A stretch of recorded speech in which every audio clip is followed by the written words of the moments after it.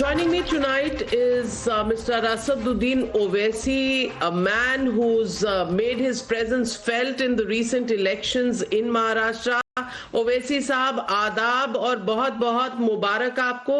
114 सीटें पूरे महाराष्ट्र में और बीएमसी में भी आपकी एंट्री, झंडे गाड़ रहे हैं आप, ये मैसेज किसको दे रहे हैं?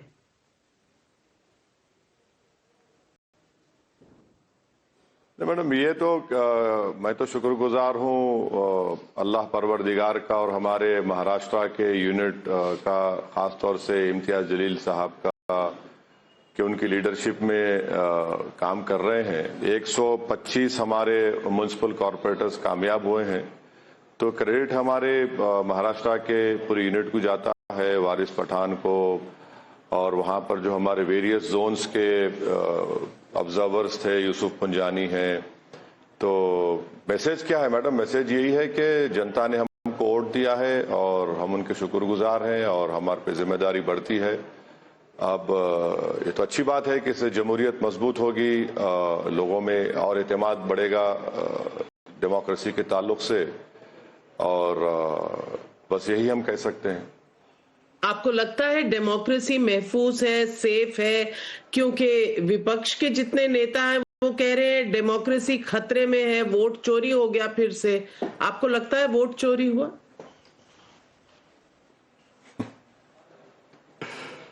वोटर लिस्ट में तो जो नाम थे, ऐसी कोई शिकायत हमको नहीं मिली पोलिंग के दिन, क्योंकि मैं खुद बड़ा क्लोजली हमारे पार्टी के जिम्मेदारों से फोन पर कांटेक्ट में था।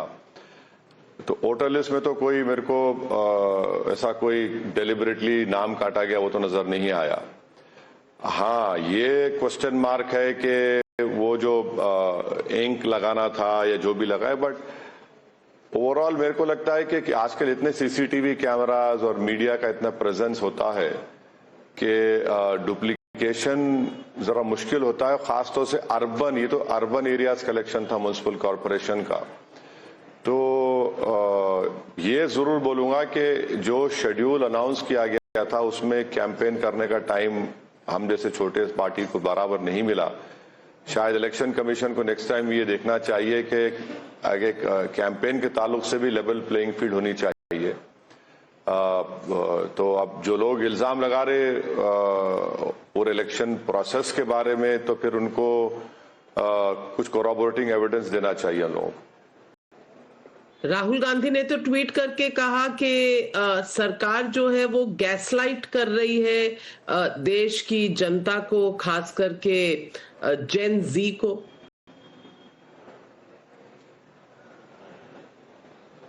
अब मैडम, आपके प्रोग्राम पर अगर कोई कांग्रेस के स्पोक्स पर्सन आते हैं या फिर उनके कोई चाहने वाले आते हैं, तो वो मुझसे ज्यादा काबिल हैं आपके सवाल का जवाब देने के लिए। मैं इतना काबिल आदमी नहीं हूं किसी और पार्टी के ताल्लुक से बोल सकूं। आपने मुझसे पहले सवाल किया था इलेक्शन प्रोसेस के बारे में, तो मैंने आपसे कह दिया कि वोटर लिस्ट में तो मुझे कोई प्रॉब्लम नजर नहीं आया। हाँ, ये जरूर है कि पैसों का बड़ा एक मामला होता है, उसको तो रोकने की बहुत जरूरत है, वो तो एक कंटिन्यूसली उस पर मॉनिटरिंग की जरूरत है। तो मैं इतना ही कह सकता हूँ। असदुद्दीन ओवैसी साहब, जो कांग्रेस के नंबर हैं बीएमसी में, आपकी जिस तरह से ग्रोथ हुई है बीएमसी में, 100% की ग्रोथ नजर आई है आपकी, और 114 सीटें पूरे महाराष्ट्र में, आप क्या संदेश देखते हैं? क्योंकि आपकी पार्टी के कुछ लोग समाजवादी पार्टी को भी मैसेज दे रहे हैं, कांग्रेस को भी मैसेज दे रहे हैं, आपका क्या मैसेज है?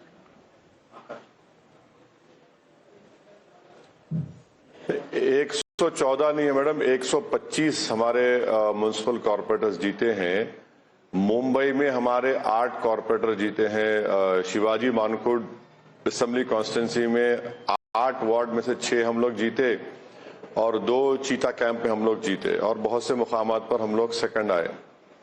अब मैसेज क्या है मैडम? मैसेज जनता मैसेज दे रही है ना, कि जनता आवाम में हमारी पार्टी के ताल्लुक से ज़्यादा एतमाद और कॉन्फिडेंस है, और उनको लगता है कि हम लोग उनके दिलों में जो बात है, जो उनकी फिक्र है, उनकी अप्रीहेंशंस हैं, हम उसको एड्रेस कर रहे हैं। और फिर उनको ये भी लगता है कि उनके जो सिविक कम्युनिटीज़ का जो प्रॉब्लम है, जो दूसरी पार्टीज उसको टेकअप नहीं की सही तरीके से, उसको हल नहीं किया उनके तकालीफ को। तो जैसा मिसाल के तौर पर समझाने के लिए आपके देखने वालों के लिए कि भाई शिवाजी मानकोर असेंबली कॉन्स्टिट्यूंसी में वहां पर तो एक डंपिंग यार्ड बना दिया गया था, बंबई के कचरे को लाकर वहां पर डाल दिया जाता। फिर वहां पर वो मेडिकल वेस्ट को जलाया जाता है, वहां पर कई सीवरेज लाइन का मसला है, पीने के पानी का मसला है। तो ये सब चीजें हैं। तो ये सब चीजें मिलकर और एक लीडरशिप का जो वैक्यूम है और लीडरशिप का जो किसी को मौका नहीं दिया जाता, तो ये सब चीजें मिलती है मैडम। इसी वजह से एक जनता और आवाम जो है अपने कीमती वोट का इस्तेमाल करती है किसी पार्टी और उसी कैंडिडेट के हक में। ओवैसी साहब, अब तक देखा गया है और आपने भी कई बार कहा है कि कांग्रेस जैसी पार्टियां माइनॉरिटी वोट को अपना हक समझती हैं, एक वोट बैंक समझती हैं। आप मानते हैं कि अब जो चुनाव हुए हैं, चाहे वो बिहार के हों, चाहे वो महाराष्ट्र में और बीएमसी के हों, जनता मैसेज दे रही है, और ये मैसेज क्या है?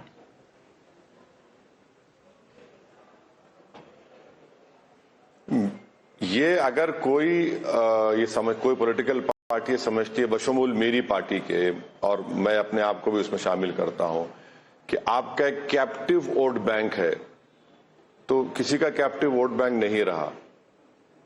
आइडियोलॉजिकली जो आपकी पार्टी से लोग जुड़े हुए, ठीक है, अलग बात है, मगर उससे हटकर अगर कोई समझ रहा है कि भाई बस कैप्टिव वोट बैंक है और अगर हमको नहीं डाले तो ये वहाँ की जनता के लिए, वहाँ की प्रॉब्लम्स के लिए, या फिर स्टेट के लिए या देश के लिए ठीक नहीं होगा, तो ये तो आवाम तो आज़ाद है, वो जिस किसी को चाहे वोट डाल सकती है। मगर अगर इस तरह की कोई सोच रख के आगे बढ़ना चाहता है राजनीति में, सियासत में, तो मैं समझता हूं कि फिर उनको ज़्यादा फायदा नहीं होने वाला है। और हम लोग देख चुके कि बिहार में, आपने सही एग्जाम्पल दिया बिहार का। अब बिहार का आप देख लिए, बिहार में क्या हुआ।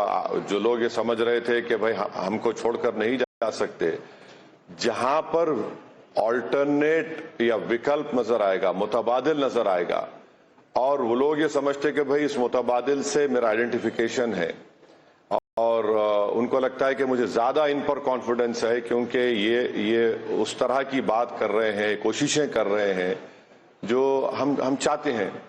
तो इसमें एक उस सेक्शन का एक रिफ्लेक्शन भी होना चाहिए। अगर आप उसको नहीं देख रहे हैं और आप ये समझ रहे हैं कि एक फ्यूडलिज्म बोला जाए उसको, या फिर आप ये समझते हैं कि भाई हमको छोड़कर किसको वोट डालेंगे, तो अब वो जमाना खत्म हो गया। अभी आपको लगता है वाकई ये जो सेक्युलर पार्टीज, क्योंकि आपने ऐसा कहा भी है अपनी स्पीचेस में कि ये सेक्युलर पार्टीज ने बिट्रे किया है आपकी कम्युनिटी को, किस तरह से बिट्रे किया है ओवैसी साहब, और किस पार्टी की तरफ आपका इशारा है? देखिए, अगर आप पार्टीज की बात करेंगे तो 11 साल में बीजेपी का रिकॉर्ड भी आपके सामने है, देश के सामने है। हर महीने में किसी ना किसी एक दिन न्यूज आती है। अब रिसेंटली बालासोर में एक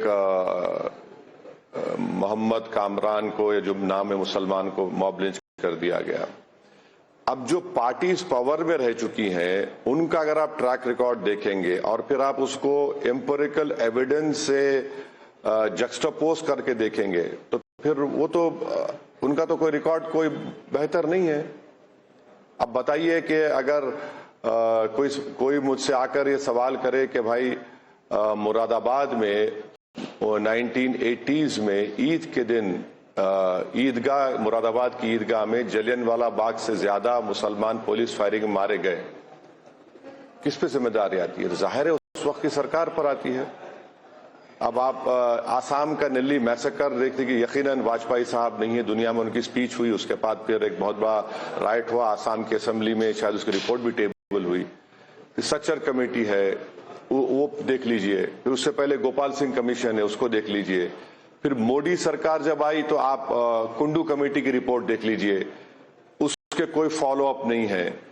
तो फिर यूएपीए का जो कानून बनाया गया था जब Chidambaram as a home minister, वजीर दाखिला, गृह मंत्री थे, उन्होंने जो कानून बनाया था, मैं वाहिद आदमी था, एमपी था जो उसको अपोज किया था, और मैंने कहा था कि इसका इस्तेमाल अल्पसंख्यक समाज, मुसलमान, दलित, आदिवासियों पर, इंटेलेक्चुअल्स पर होगा।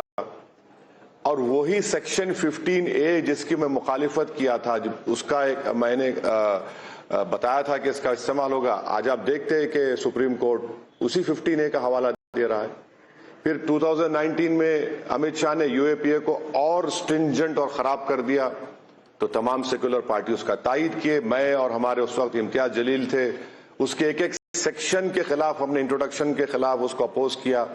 फिर हमने कहा कि इसका इस्तेमाल गलत होगा। देखो, मिसकैरेज ऑफ जस्टिस का वर्ड इस्तेमाल किए थे, आज आप देख रहे मिसकैरेज ऑफ जस्टिस हो रहा है।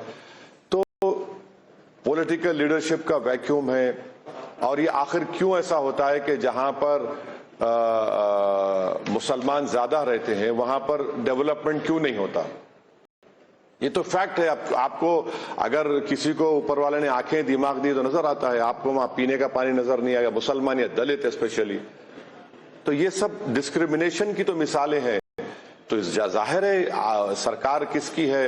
अब आप देख लीजिए औरंगाबाद में पिछले 10-15 साल से बीजेपी का महापौर मेयर बनता है। पानी की किल्लत है, 6 दिन 5 दिन में पानी आता है, तो डेवलपमेंट नहीं होता है। तो ये सब चीजें बड़े इंपॉर्टेंट है, और खास तौर से म्युनिसिपल कॉरपोरेशन के या लोकल बॉडी के इलेक्शंस में। ओवैसी साहब, मैंने सवाल पूछा था कि आपका स्टेटमेंट था कि सेक्युलर पार्टीज ऐसा करती हैं, आप बीजेपी को सेक्युलर मानते हैं?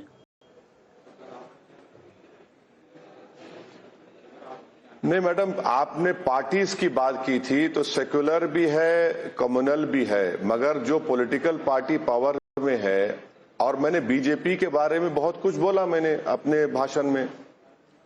ये अलग बात है कि आप सिर्फ उस एक पार्ट को उठाकर सवाल करें, आपका राइट है, मगर मैंने जो बात की थी, मैंने बताया इस बात को कि बीजेपी ने वक्फ के जैसा काला कानून बनाया। मैंने पूछा, बीजेपी जो 11 साल से सरकार में है, नौजवान बेरोजगार हैं, फिर महाराष्ट्र में ट्रिपल इंजन की सरकार है, उस पर तो सब पर मैं किसी के से अपील कर रहा हूं कि मुझे वोट दो, तो मेरा जिम्मेदारी यह है कि मेरे मुकाबले में बीजेपी भी थी, शिंदे की शिवसेना भी थी, अजीत पवार भी थे, कांग्रेस भी थी, शरद पवार साहब के एनसीपी भी थी, कोई हमारा रेबल कैंडिडेट भी खड़ा हो गया। तो मुझे तो सब चीज बयान करना पड़ेगा ना, ताकि वो लोग जब वोट डालने जाए तो उनको मैं कन्विंस करूं कि भाई आप मुझे वोट क्यों डाल रहे हैं। तो जाहिर है ये तो सब पार्टी बोलती, मैंने भी किया वो काम। वैसे साहब, कुछ लोगों का कहना है कि ये जो AIMIM की बढ़ती पॉपुलैरिटी है, आपकी बढ़ती सीटें हैं देश के अलग अलग भागों में, ये एक वरिंग ट्रेंड है, चिंता का विषय है, क्योंकि इससे देश की पॉलिटिक्स और पोलराइज होगी। एक तरफ हिंदुत्ववादी बीजेपी और दूसरी तरफ आपकी AIMIM। ऐसे लोगों को आप क्या जवाब देंगे? नहीं, ये लोग तो मेरे को लगता है कि मेरा जवाब देना इन लोगों के लिए बेकार है, क्योंकि इनके आप किसी को एजुकेट कर सकते हैं इनके इग्नोरेंस को दूर करने के लिए। अब ये लोग एरोगेंस भी हैं, गुरूर में डूबे हुए हैं, और गाफिल भी हैं, इग्नोरेंट भी हैं। तो मैं क्या जवाब दे सकता हूं? एक तरफ तो हम कहते हैं कि भाई हमारी लोकशाही डेमोक्रेसी जो है पार्टिसिपेटिव फॉर्म ऑफ डेमोक्रेसी की है। संविधान प्लुरलिज्म डाइवर्सिटी की बात करता है। संविधान का जो प्रियम्बल है वो लिबर्टी, इक्वालिटी, जस्टिस, फ्रेटर्निटी की बात करता है। अब जब एक पार्टी संविधान देने वालों को के एस्पिरेशंस को, बाबा साहब ने जो टूल्स हमको दिए, अगर हम उसको यूज करके पॉलिटिक्स में को आकर हिस्सा ले रहे हैं और जनता अपने वोट का इस्तेमाल कर रही है, और सबसे बड़ी बात यह है कि ये एक वेंटिलेटिंग पॉइंट भी तो है कि अगर कोई फ्रस्ट्रेटेड अपने घर में बैठ जाएगा तो क्या वो ठीक रहेगा? वो अपनी पसंद का इजहार कर रहा है, बोल रहा है कि मुझे ये पार्टी पसंद नहीं, मुझे ये पसंद है, मैं वोट दूंगा, मेरे खिलाफ भी वोट देते हैं। तो अगर आप डेमोक्रेसी को ये चाहेंगे कि नहीं सिर्फ एक्स को वोट दो तो ही देश का फायदा होगा, वाई को मत दो, तो भाई फिर आप नॉर्थ कोरिया स्टाइल में डेमोक्रेसी करिए। जब आप फ्रेटर्निटी की, जस्टिस की, पार्टिसिपेटिव फॉर्म ऑफ डेमोक्रेसी की हम लोग सब बात करते हैं कि भाई हमारे बुजुर्गों ने जो संविधान बनाया है कॉन्स्टिट्यूशन असेंबली में, उनके ख्वाब को पूरा करना है, तो बुरी बात क्या है? अगर इस देश की पार्लियामेंट में बैकवर्ड क्लास के हर समुदाय का एमपी अपर कास्ट के बराबर हो गया, तो फिर मुसलमान एमपी क्यों नहीं हो रहे? सिर्फ 4% है। तो अगर ग्राउंड लेवल पे अगर कोई लीडरशिप डेवलप हो रही है तो इससे हमारी डेमोक्रेसी मजबूत होगी। मैं तो कोई आसमान की बात तो नहीं कर रहा हूं, चांद सितारों की बात नहीं कर रहा हूं, मैं तो देश की बात कर रहा हूं। तो ये जो इनका जो एरोगेंस है कि भाई नेशनलिज्म के ठेकेदार हम हैं, कोई दूसरा बोलता है कि सेकुलरिज्म के ठेकेदार हम हैं, तो भाई मुबारक हो, आपकी दुकान आप चमका लीजिए, बल्कि आप दुकान मत चमकाइए, बल्कि आप किसी रोड पर बैठ जाइए एक नोटरी का कागज लेकर के, जो आओ मैं तुम्हारे मुंह को चिपका दूंगा चेहरे को कि तुम सेकुलर हो, तुम राष्ट्रवादी हो। तो ये तो नहीं हो पाएगा ना। आप कैसे किसी के दिलो दिमाग पर कंट्रोल कर सकते? नहीं कर सकते। यही तो जमहूरियत की खूबसूरती है, यही तो फ्रीडम की जो हम बात करते, ये फ्रीडम हमने दिया तो जनता उसको इस्तेमाल कर रही है। तो इनको परेशानी क्यों हो रही है? इम्तियाज जलील मैडम एक एमपी था, मुस्लिम एमपी, पूरे महाराष्ट्र के 40 ऑड लोकसभा सीट में, सब कम्युनल सेक्युलर मिलकर उसको हरा दिए। वो कामयाबी है क्या? आप बताइए। महाराष्ट्र में एक मुस्लिम एमपी नहीं है, इसकी जिम्मेदारी किस मुझ पर है। और हम बोलते कि नहीं हम पार्टिसिपेटिव फॉर्म ऑफ डेमोक्रेसी है हमारी। तो फिर अगर पार्टिसिपेटिव फॉर्म ऑफ डेमोक्रेसी है हम, और होना भी चाहिए, तो फिर इतने कम मुस्लिम एमपीज क्यों जीतते, एमएलएस क्यों कम जीतते? और 3-3 बार नरेंद्र मोदी इस देश के प्रधानमंत्री, जनता ने उनको बनाया। ठीक है, हम आइडियोलॉजिकली कंप्लीटली उनको अपोज थे, अपोज करते रहेंगे। आपने उनको रोकने के लिए क्या किया बताइए? अगर बीजेपी 11 साल से सरकार में है, वक्फ का कानून किस लिए बनाया गया, CAA किस लिए बनाया गया, UAPA के कानून को अमित शाह जब लेकर आपने सपोर्ट क्यों किया? आपने बिहार में जब हमने कहा कि हमको साथ ले लो, आपने नहीं लिया, आप हार गए। किस किस की जिम्मेदारी? आप कितने, सिर्फ भारत के मुसलमानों की जिम्मेदारी है क्या ये कि बस आपके साथ रहे तो हम बड़े अच्छे, नहीं रहे तो फिर आप ये डेमोक्रेसी के लिए ऐसा हो रहा है, फुला हो रहा है? अरे डेमोक्रेसी को अगर आप बात कर रहे हैं तो उसका स्पिरिट भी तो समझो आप। लेकिन ओवैसी साहब, एक तरफ आप कहते हैं कि देश की जनता ने प्रधानमंत्री को जिताया है, 3 बार प्रधानमंत्री बनाया है। दूसरी तरफ आप कहते हैं कि सेक्युलर और नेशनलिस्ट ने मिलकर इम्तियाज जलील को हरा दिया। जनता ने हराया ना, किसी पार्टी ने तो नहीं हराया होगा। मैडम बिल्कुल सही है, नहीं बिल्कुल सही है, मगर रियलिटी औरंगाबाद पार्लियामेंट इलेक्शन की यही रही कि सब मिल गए, बोले कि वो अपना चुनाव बाहर होगा, यहां पर इम्तियाज नहीं जीतना चाहिए। मैं आपको बता रहा हूं कि आप कभी आइए औरंगाबाद को, आप माशाल्लाह से आप ज़हीन हैं, आप देख लीजिए, आप यकीन मत करिए मेरी बात का।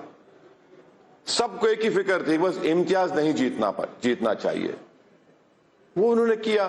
हर जगह ऐसी होता है। अगर भारत की पार्लियामेंट में जितने मुसलमान एमपीज हैं बशमूल मेरे, अगर 30-35% के ऊपर मुस्लिम वोटर है तो जीत रहे हैं, वरना कहां जीतते हैं? अच्छा, बीजेपी के पास तो खैर बीजेपी तो ओपनली बोल दी कि हम टिकट भी नहीं देंगे किसी को। तो अब जो दे रहे हैं फिर वो उनका तो काम है ना। ओवैसी साहब, मुंबई का जो चुनाव था उसमें बातें ऐसी हुई, लुंगी पुंगी की, अन्ना मलाई को रसमलाई कहा गया, बिहारियों के खिलाफ नॉर्थ इंडियंस के खिलाफ। आप इन सारे बयानों को कैसे देखते हैं?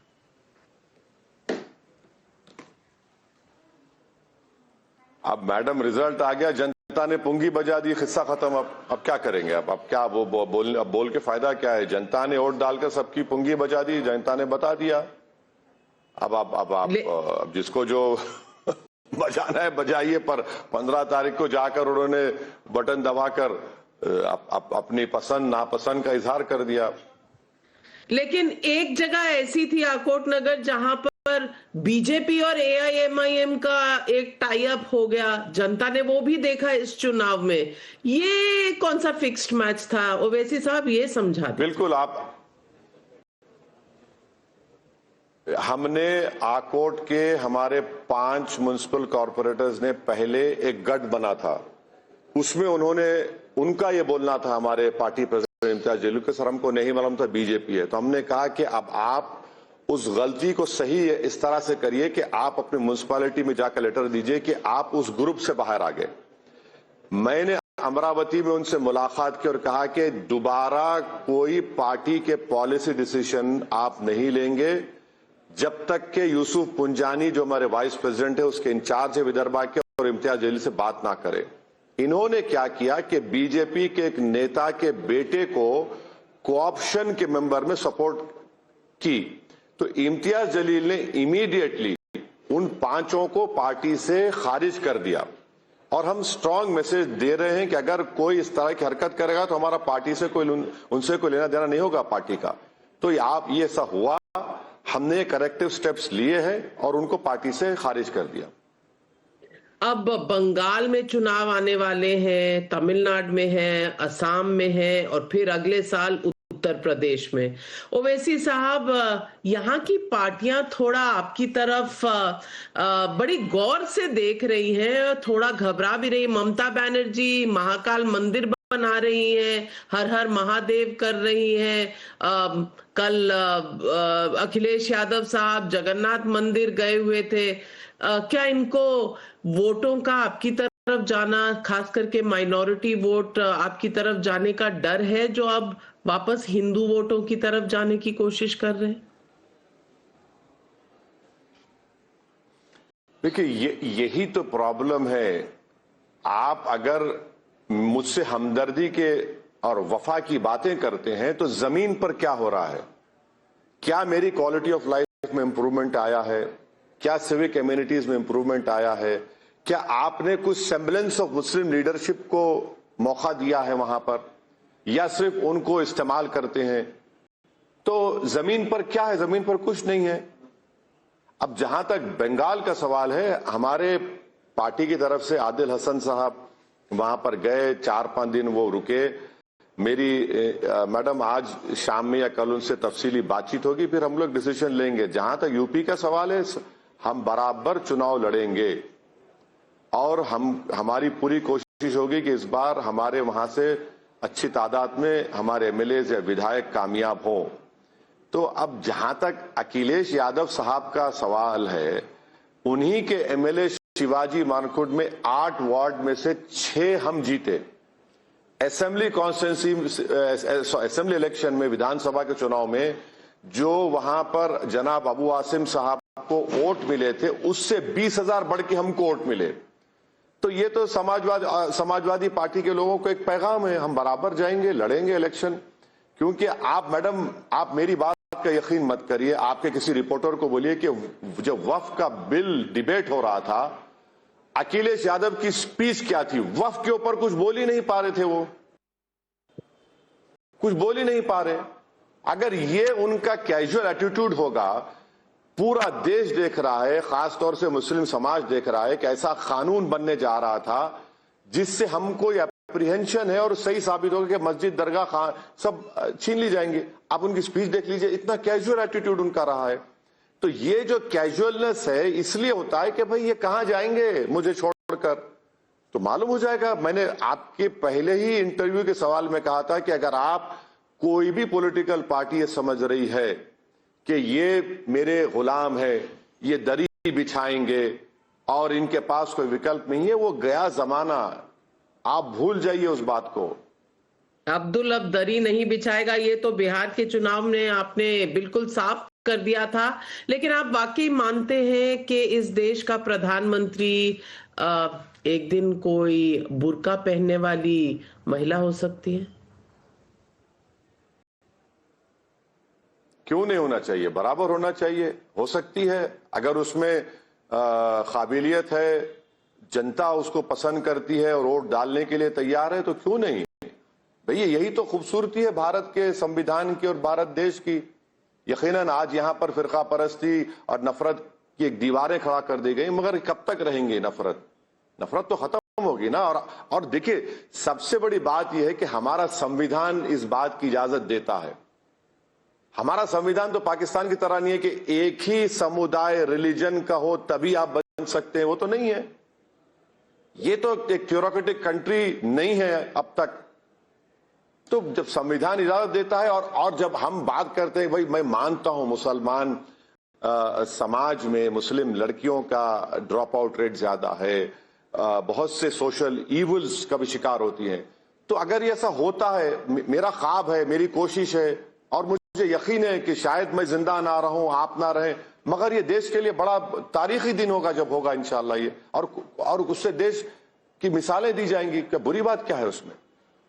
राहुल गांधी को आप कितना चैलेंजर मानते हैं मोदी के बनाम? वो लीडर ऑफ अपोजिशन है और हम तो सिर्फ इस पॉइंट पर इतना कहूंगा कि वो लीडर ऑफ अपोजिशन है, तो लीडर ऑफ अपोजिशन अगर हैं तो सबको साथ लें। वो जो पूरे अपोजिशन के एलओपी हैं वो, अब वो कितने काबिल हैं क्या है मैडम, ये देखिए, ये तो कांग्रेस पार्टी के जिम्मेदार आपको बताएंगे, मगर मैं तो मानता हूं कि वो लीडर ऑफ अपोजिशन है। पर अगर आप उनके साथ चलने को तैयार हैं तो आपका भी तो एक असेसमेंट होगा। आप उन्हें कैसे देखते हैं? आपका असेसमेंट क्या है? मैं तो वो जानना चाहती हूँ। अरे मैडम, मेरे परछाई से डरते हैं पूरे लोग, तो साथ कहां चलेंगे? क्यों परछाई से डरते हैं? वो तो आपसे कभी वो तो बातचीत नहीं होती? ऐसी बात अपोजिशन में मुझे नहीं रहकर मालूम। कभी बातचीत नहीं हुई आपकी राहुल गांधी से? नहीं, मेरी उनसे एक मर्तबा बातचीत हुई थी 2004 में, जब यूपीए की सरकार में जब गवर्नमेंट फॉर्मेशन हुआ था, तो मोहतरमा सोनिया गांधी साहिबा के घर पर वो एक मर्तबा उनसे बातचीत हुई। उसके बाद कोई मेरी बातचीत नहीं हुई। 22 साल से कोई बातचीत नहीं? तब तो आप यूपीए के हिस्से थे। अरे मैडम, आप सपोर्ट कर अरे अरे अरे अरे अरे मैडम, आप ऐसा बोल रहे हैं जैसा कि मैं अपने घर में बीवी से नहीं बात कर रहा हूं। क्या बात है मैडम? अरे मेरी बीवी से मेरी रोज बातचीत होती है, वो काफी है मेरे लिए। और वो अगर वो नहीं बात करा तो मुझ पर परेशानी आती है, तो मैं उसमें खुश हूँ। आप ऐसा मत बोलिए। नहीं नहीं, आपका बिल्कुल। प्रोग्राम मेरे घर में भी देखते हैं, तो लेकिन जरा प्लीज लेकिन आप चाहते हैं सवाल कि मत करके मुझे परेशान मत करिए।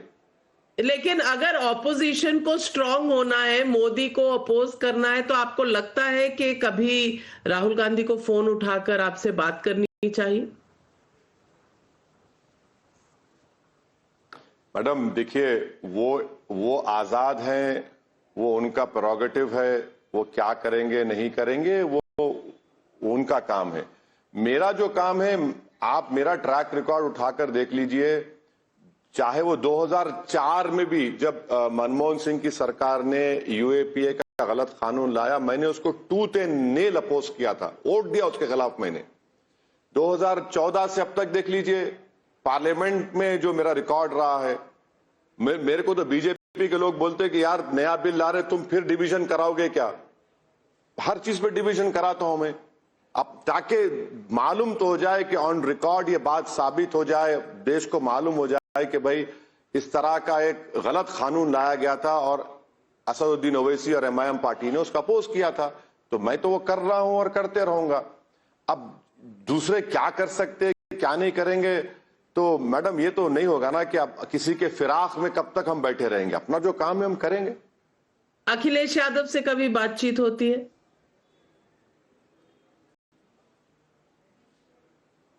नहीं नहीं, खाली वो कभी दिखते तो मुस्कुरा लेते, मैं भी मुस्कुरा देता हूं, और क्या है, और कुछ नहीं है। ऐसा चलिए, कुछ भी नहीं। मुस्कुराहटों का तांता हाँ, बना मेरी रहे। चंद्रशेखर आजाद रावण है जी। हाँ हाँ, नहीं ये देखिए, मुस्कुराहटें भी जो होती है ना मैडम, बात सियासी होती है, बात दिल से होती है।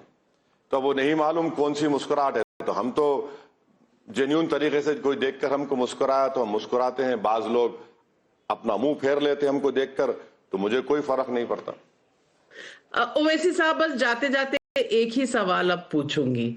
सवाल मेरा यह है कि आप पर आरोप लगते रहते हैं कि आप जब भी इलेक्शन लड़ते हैं तो कुछ सीटों पर लड़ते हैं, कुछ वोट काटने के लिए लड़ते हैं ताकि असल में फायदा बीजेपी को हो।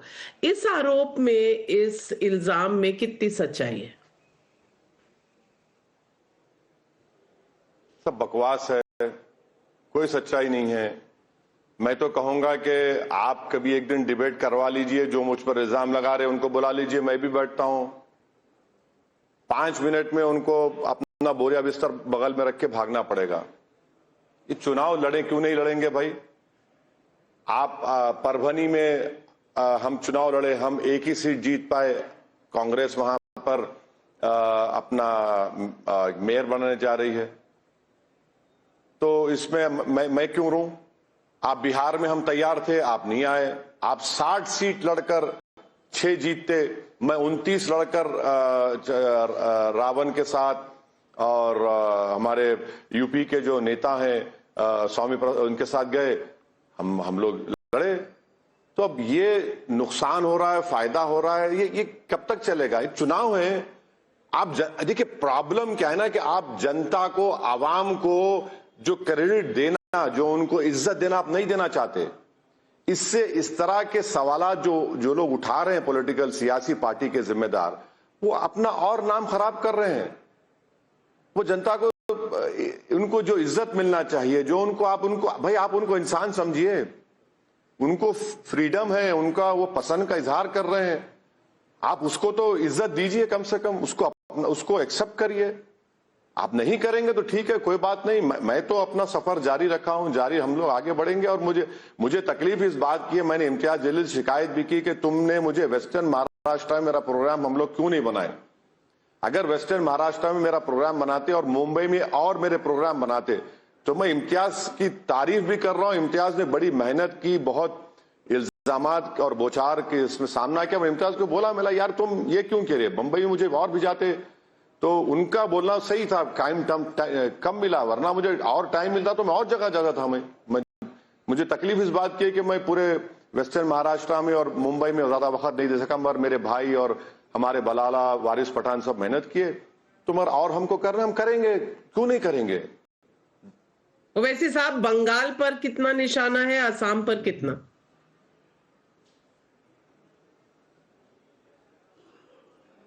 मैं आपसे बताया कि आदिल हसन साहब को हमने अपना ऑब्जर्वर बना के भिजाया है, उनसे गुफ्तगू करेंगे। अभी सरसरी मेरी गुफ्तगू हुई आदिल साहब से, तो हम फिर बैठ के बात करेंगे और फिर उसमें कुछ फैसला लेंगे मैडम। चलिए, मुझे लगता है कि पिक्चर अभी बाकी है, लेकिन महाराष्ट्र और मुंबई के परफॉर्मेंस के लिए आपको बहुत बहुत मुबारकबाद।